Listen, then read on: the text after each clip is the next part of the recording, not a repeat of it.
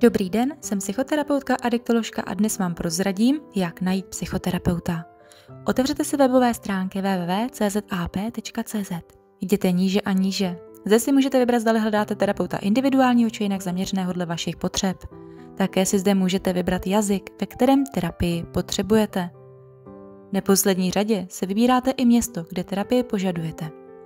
A pokud již terapeuta máte předvybraného, můžete si jednoduše ověřit, zdali je členem České asociace pro psychoterapii.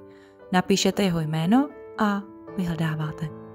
Touto cestou najdete ověřeného psychoterapeuta, který splňuje kritéria České asociace pro psychoterapii. Chcete vstoupit do terapie? Neváhejte mě kontaktovat. Stále ještě přijímám nové klienty. Vaše terapie Marie.